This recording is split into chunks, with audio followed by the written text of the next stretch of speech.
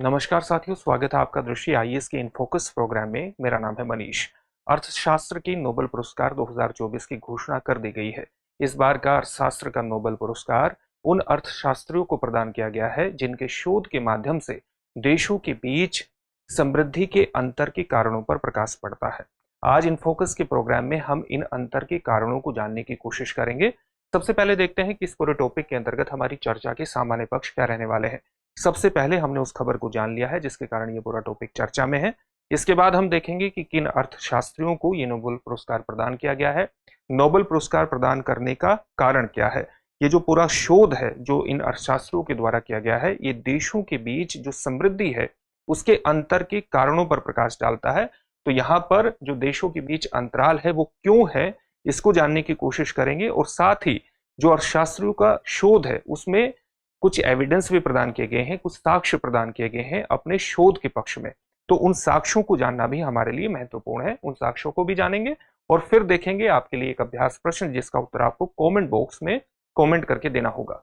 ये जो पूरा विषय है यूपीएससी की मुख्य परीक्षा के सामान्य अध्ययन प्रश्न पत्र 3 से जुड़ता है, उसके अर्थव्यवस्था जैसे खंडों से जोड़ करके आप इसे देख सकते हैं।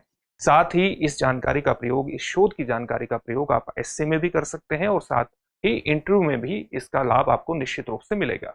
हम अपने प्रोग्राम में आगे बढ़े उससे पहले आप हमारे चैनल को सब्सक्राइब जरूर करिए और बेल आइकन दबाइए ताकि हमारे सभी प्रोग्राम का नोटिफिकेशन आपको मिल जाए। इन प्रोग्राम से आप जुड़ें और इनका लाभ उठाएं। साथ ही इन सभी प्रोग्राम की पीडीएफ फाइल आपको इन फोकस दृष्टि आईएएस के टेलीग्राम चैनल पर उपलब्ध कराई जा रही है। डिस्क्रिप्शन में दिए गए लिंक पर जाकर आप पीडीएफ फाइल डाउनलोड कर सकते हैं।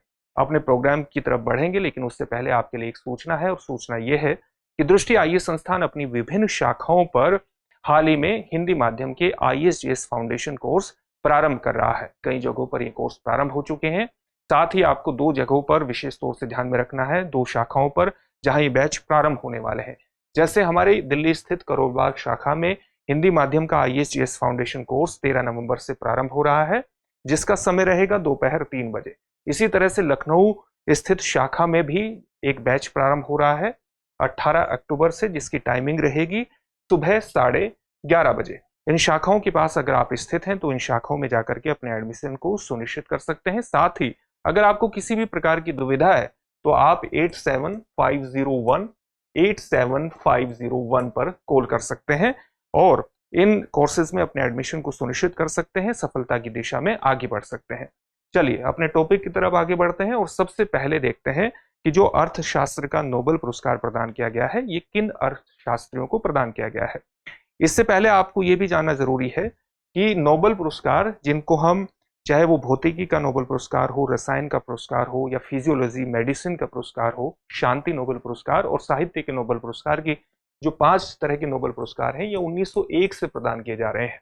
लेकिन जहां तक हम इकोनॉमिक साइंसेस की बात करते हैं, अर्थशास्त्र की बात करते हैं, तो उसकी शुरुआत की घोषणा 1968 में हुई थी और पहली बार अर्थशास्त्र का जो नोबेल पुरस्कार प्रदान किया गया था वो 1969 में प्रदान किया गया था। इस पुरस्कार को स्थापित करने में जिस संस्था की विशिष्ट भूमिका रही वो थे स्वीडन का सेंट्रल बैंक। इसलिए इस अर्थशास्त्र के नोबेल पुरस्कार को किस नाम से जाना जाता है? द स्वेरिजेस रिक्सबैंक, जो कि स्वीडन का सेंट्रल बैंक है। The Sveriges Riksbank prize in economic sciences in memory of Alfred Nobel, इस पुरस्कार का पूरा नाम माना जाता है। इस पुरस्कार का पूरा नाम है।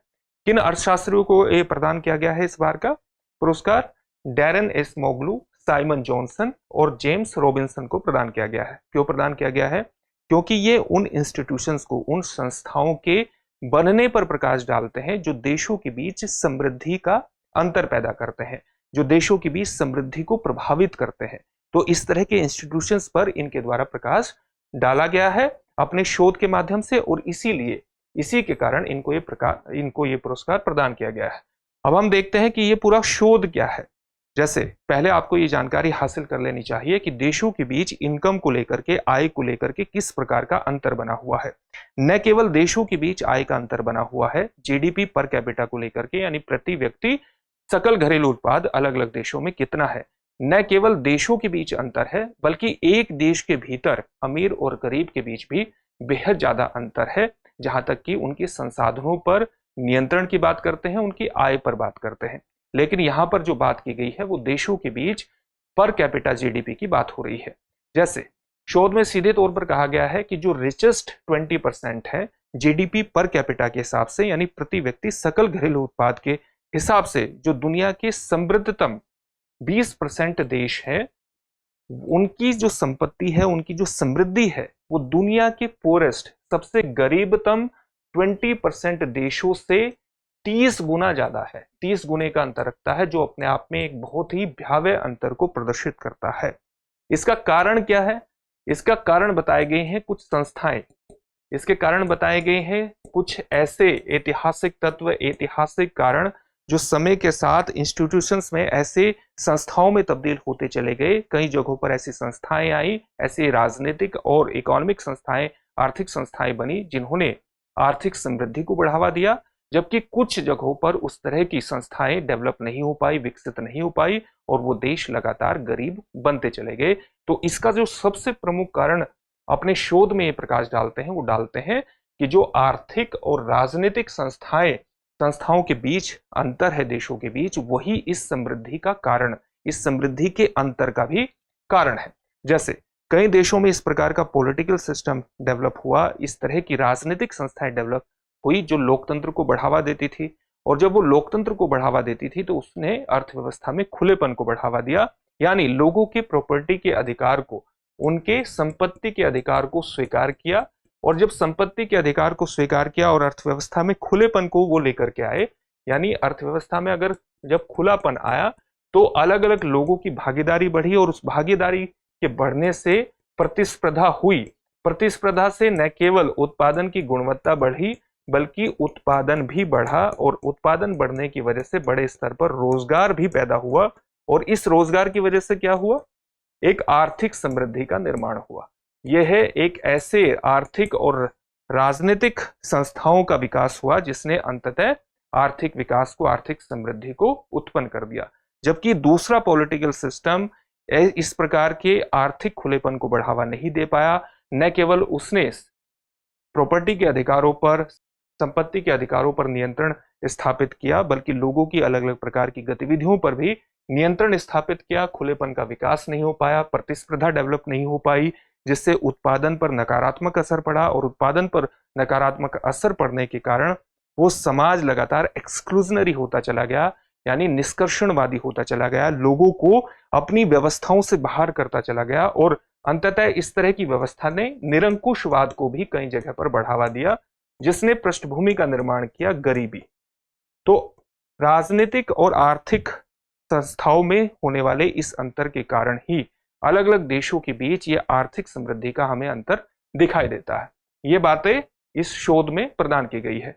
अब अपने इस शोध के कारण, इस शोध में वो कुछ साक्ष्य भी प्रदान करते हैं।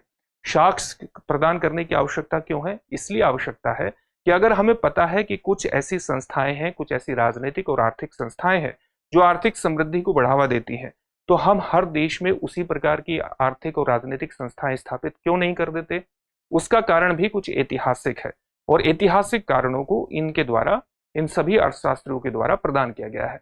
एक अर्थशास्त्र, इनके जो कारण प्रदान किए गए हैं इस समृद्धि के अंतर के कारणों को, जो जिन साक्ष्यों के अंतर्गत ये प्रदान करते हैं, उन साक्ष्यों को दो भागों में विभाजित किया जा सकता है।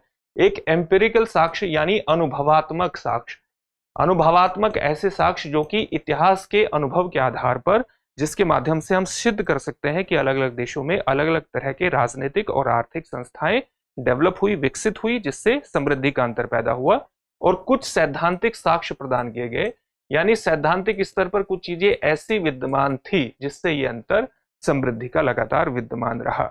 इसमें ये ऐतिहासिक रूट के रूप में किस चीज को प्रस्तुत करते हैं? उपनिवेशवाद को प्रस्तुत करते हैं। उपनिवेशवाद की शुरुआत सबसे पहले कब हुई? जिसमें उपनिवेशवाद को स्थापित करने में रोल किसका था? पश्चिमी यूरोप के देशों का था। और इसकी शुरुआत कब से? 16वीं 17वीं शताब्दी से होती है, जब पश्चिमी यूरोप की साम्राज्यवादी ताकतों ने अलग अलग क्षेत्रों में विश्व के उपनिवेश स्थापित किए। साम्राज्यवाद का सीधा मतलब क्या होता है? अलग अलग क्षेत्रों में राजनीतिक नियंत्रण की स्थापना। राजनीतिक नियंत्रण की स्थापना। उपनिवेशवाद का मतलब क्या होता है? किसी क्षेत्र में अपने उपनिवेश स्थापित करके, अपनी कॉलोनीज स्थापित करके वहां के लोगों का सामाजिक और आर्थिक शोषण करना। तो यूरोपियन सेटलर्स ने अलग अलग विश्व के हिस्सों में अपनी कॉलोनीज एस्टेब्लिश की, साम्राज्यवादी ताकतों ने अपनी कॉलोनीज एस्टेब्लिश की और वहां पर सामाजिक और आर्थिक शोषण की अलग अलग तरह की संस्थाएं भी डेवलप की। लेकिन इस शोध में किस प्रकार का तर्क प्रदान किया गया है, इस शोध को ठीक से समझने की कोशिश की है। इस शोध में कहा गया है कि कई जगहों पर यूरोपियन जो सेटलर्स थे, यूरोपियन जो निवासी थे, वो बड़ी संख्या में बसे और बड़ी संख्या में उस जगह पर बसे जहां पर उनकी मृत्यु दर कम थी, यानी जहां पर उनकी बीमारियों के कारण मृत्यु बहुत कम होती थी, मृत्यु दर बेहद ज्यादा कम थी, वहां पर बहुत बड़ी संख्या में निवासी, यूरोपीय निवासी बसे, यानी बहुत बड़ी संख्या में सेटलर्स का निवास हुआ और उन्होंने इस प्रकार के इंस्टीट्यूशंस को वहां पर बढ़ावा दिया, इस प्रकार की संस्थाओं को बढ़ावा दिया जो कि इंक्लूसिव थी, जो कि समावेशी थी और इस प्रकार से समावेशी थी कि समाज के सभी वर्गों को शामिल करके उसने आर्थिक समृद्धि की पृष्ठभूमि का निर्माण कर दिया। साथ ही कुछ जगहों पर ऐसी थी, कुछ जगह ऐसी थी पूरी दुनिया में जहां पर यूरोपीय निवासी गए लेकिन वहां उनकी मृत्यु दर बेहद ज्यादा थी, अलग अलग बीमारियों के कारण, चाहे वो मलेरिया हो चाहे येलो फीवर हो, जिससे वे बेहद कम संख्या में वहां पर बस पाए और जहां पर बेहद कम संख्या में वो बस पाए वहां उन्होंने अपने आप को प्रोटेक्ट करने के लिए इस प्रकार की संस्थाओं को गढ़ा जो कि एक्सट्रैक्टिव थी, यानी निष्कर्षणवादी थी, लोगों को समाहित नहीं करती थी और इसका प्रभाव न केवल आर्थिक तंत्र पर पड़ा बल्कि राजनीतिक व्यवस्थाओं के विकास पर भी पड़ा और धीरे धीरे ये देश गरीबी की तरफ चले गए। इसके पक्ष में भी कुछ तर्क प्रदान किए जाते हैं, जैसे एक मैप प्रस्तुत किया जाता है। यहाँ पर जो आप मैप देख रहे हैं, ये जो लाइन है, इस लाइन के माध्यम से बताया गया है कि सन 1500 में विश्व में शहरीकरण की क्या स्थिति थी और यहां पर दिखाया गया है कि जीडीपी पर कैपिटा यानी प्रति व्यक्ति जीडीपी 1995 में क्या थी। इस तरह से प्रस्तुत किया गया है कि जो देश शहरीकरण 1500 ईस्वी में शहरीकरण के उच्च स्तर पर थे लेकिन वहां पर यूरोपियन सेटलर्स नहीं बसे, यूरोपियन निवासी नहीं बसे, वो समय के साथ गरीब ही होते चले गए क्योंकि उस तरह के आर्थिक और राजनीतिक संस्थाओं की स्थापना नहीं हुई जो कि आर्थिक समृद्धि को पैदा कर सकते थे। यानी इस तरफ जो देश हैं जैसे इजिप्ट और दूसरे अन्य देश हैं जहां पर यूरोपियन निवासी बेहद कम संख्या में बसे, उनमें सन 1500 में बहुत अधिक मात्रा में शहरीकरण होने के बावजूद भी इस प्रकार की संस्थाओं का विकास नहीं हो पाया जो कि आर्थिक विकास को बढ़ावा देता। जबकि कई ऐसे देश थे जहां पर 1500 में, सन 1500 में बेहद ज्यादा शहरीकरण कम था लेकिन वहां यूरोपियन निवासी बेहद बड़ी संख्या में बसे और उन्होंने इस तरह की संस्थाओं को स्थापित किया कि समय के साथ वो देश दुनिया में समृद्धि के उच्च स्तर पर पहुंच गए। जैसे इन देशों में कौन कौन से देश हैं? यूएसए यानी United states of America, Canada, Australia, Singapore, Hong Kong और न्यूजीलैंड। इस तरह के देश में बड़ी संख्या में लोग बसते चले गए और उन्होंने इस प्रकार के संस्थाओं को बढ़ावा दिया जो कि इंक्लूसिव थी, समावेशी थी और धीरे धीरे उसने आर्थिक समृद्धि की पृष्ठभूमि का निर्माण कर दिया। तो इस प्रकार के शोध में इस तरह के तर्क प्रदान किए गए हैं, लेकिन ये तर्क को आप ये मत मानिए कि पूरी तरह से सत्य ही सिद्ध होते हैं। जैसे भारत के संदर्भ में आप देखिए कि भारत में बड़ी संख्या में यूरोपियन यानी इंग्लैंड वासी बसे और इंग्लैंड वासी बसने के बाद भी उन्होंने अलग अलग तरह की पॉलिटिकल और इकोनॉमिक इंस्टीट्यूशंस एस्टेब्लिश किए, लेकिन वो पॉलिटिकल और इकोनॉमिक इंस्टीट्यूशंस यूरोपियंस के लिए तो इंक्लूसिव थे लेकिन भारतीयों के लिए इंक्लूसिव नहीं थे, भारतीयों के लिए समावेशी नहीं थे। इसलिए उन्होंने भारतीयों के शोषण की, सामाजिक आर्थिक शोषण की पृष्ठभूमि का निर्माण किया और इंग्लैंड वासियों की समृद्धि की पृष्ठभूमि का निर्माण किया। तो भले ही इस शोध में इस तरह की बातें कही गई हैं, लेकिन अगर एविडेंस के तौर पर देखेंगे और अलग अलग देशों में उसका एक मूल्यांकन किया जाएगा तो इस शोध में कई तरह के आपको प्रश्न भी खड़े होते हुए दिखाई देंगे।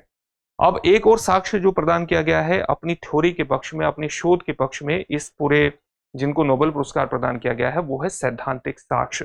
सैद्धांतिक साक्ष्य क्या कहता है? सैद्धांतिक साक्ष्य क्या ये कहता है कि कई जगहों पर जो इंस्टीट्यूशंस डेवलप हुए कि अगर ये जो इंस्टीट्यूशंस हैं ये लगातार जो एक्सक्लूजनरी इंस्टीट्यूशंस हैं जो लोगों को बाहर करते हैं व्यवस्थाओं से, उनके बने रहने का लगातार कारण क्या है और अगर उनमें किसी तरह का परिवर्तन आया है तो उन परिवर्तनों का सैद्धांतिक कारण क्या है। तो यहाँ पर एक राजा की स्थिति को दिखाया गया है ऊपर और यहाँ सामान्य जनता की स्थिति को दिखाया गया है। शोध में कहा गया है कि जो निर्णय करता है वो अपनी जनता से कुछ कमिटमेंट तो कर देता है, कुछ वचनबद्धताएं तो कर देता है, जैसे इकोनॉमिक रिफॉर्म्स की कर देता है, उनको प्रॉपर्टी राइट्स प्रदान करने की कर देता है, संपत्ति में अधिकार की भी कर देता है, आर्थिक सुधार की भी कर देता है। लेकिन अगर वो संपत्ति के अधिकार प्रदान करना चाहता है या आर्थिक सुधार करना चाहता है तो उसे कुछ ना कुछ पॉलिटिकल चेंजेस भी करने पड़ेंगे, कुछ ना कुछ राजनीतिक परिवर्तन भी करने पड़ेंगे। अगर ये राजनीतिक परिवर्तन करता है तो ये इसकी खुद की स्थिति को एक अनिश्चितता में ले जा सकता है। इसलिए इसके सामने कमिटमेंट प्रॉब्लम होती है कि यह आर्थिक सुधार लागू करे या न करे, प्रॉपर्टी के अधिकार प्रदान करे या न करे। ये लगातार आर्थिक सुधार को टालता रहता है, प्रॉपर्टी राइट्स को टालता रहता है, और एक स्थिति ऐसी आती है जब जनता रिवॉल्यूशन के लिए तैयार हो जाती है, यानी क्रांति करने के लिए तैयार हो जाती है। और जब जनता क्रांति करती है तो ये निर्णयकर्ता को यहां से उठा करके बाहर कर देती है और सत्ता का हस्तांतरण हो जाता है सामान्य जनता को। और इस तरह से भी कई देशों में कई जगहों पर डेमोक्रेसी एस्टेब्लिश हुई है, यानी लोकतंत्र स्थापित हुआ है, जिसने जनता की भागीदारी को एस्टेब्लिश कर दिया पॉलिटिकल सिस्टम में। एक ऐसा पॉलिटिकल सिस्टम, एक ऐसी राजनीतिक व्यवस्था डेवलप करी, विकसित करी, जहां पर लोगों की भागीदारी स्थापित हुई और समय के साथ यहां पर भी आर्थिक समृद्धि आई। तो इस प्रकार का एक थ्योरेटिकल साक्ष्य भी प्रदान किया गया है कि अगर आपका पॉलिटिकल सिस्टम ऐसा है जो खुलेपन को बढ़ावा देता है, जो ऐसे इंस्टीट्यूशंस को, आर्थिक इंस्टीट्यूशंस को बढ़ावा देता है, जो इंक्लूसिव है, जो समावेशी है, तो समय के साथ वहां पर आर्थिक समृद्धि आ सकती है। लेकिन इसमें भी अगर आप तर्क के हिसाब से देखें तो आपको कई तरह के प्रश्न देखने को मिलेंगे। प्रश्न किस प्रकार के देखने को मिलेंगे? जैसे इस शोध से पता चलता है कि जो डेमोक्रेसी है, जो लोकतंत्र है, वो एक ऐसे सिस्टम को बढ़ावा देता है जो इकोनॉमी में खुलापन लाता है, और खुलापन आपकी आर्थिक समृद्धि के लिए पृष्ठभूमि का निर्माण करता है। लेकिन आप चाइना की सिस्टम को देखिए, चाइना में क्या है, वन पार्टी सिस्टम है, यानी उनका जो पॉलिटिकल सिस्टम है वो एक बंद प्रकार का सिस्टम है, लेकिन अर्थव्यवस्था में उन्होंने खुलेपन को अपनाया है। इसका मतलब क्या हुआ? अगर हम इस शोध पर विश्वास करें, जिस शोध के लिए नोबेल पुरस्कार प्रदान किया गया है, इसका मतलब यह है कि जहां पर डेमोक्रेसी नहीं है वहां पर आर्थिक समृद्धि की जो नींव है वो दीर्घकाल की नहीं हो सकती। यानी कि हम इस शोध के माध्यम से निष्कर्ष निकाल सकते हैं कि चीन की जो राजनीतिक व्यवस्था है वो बंद प्रकार की व्यवस्था है। तो भले ही उसने खुलेपन को बढ़ावा दे करके अपने यहाँ एक शॉर्ट टर्म में, एक अल्पकाल में आर्थिक समृद्धि की नींव डाल दी हो, लेकिन दीर्घ काल में हो सकता है कि ये आर्थिक समृद्धि न रहे। इस शोध से ये भी प्रकाश पड़ता है। अब हम इससे संबंधित एक प्रश्न देख लेते हैं। प्रश्न क्या है? अर्थशास्त्र का नोबेल पुरस्कार सर्वप्रथम किस वर्ष दिया गया था? आपके ऑप्शंस क्या हैं? वर्ष 1959, वर्ष 1969, वर्ष 1979 या वर्ष 1989। इस प्रश्न का उत्तर आप हमें कमेंट बॉक्स में कमेंट करके जरूर दीजिए। फिर से एक नए सेशन में आपसे मुलाकात होगी। धन्यवाद।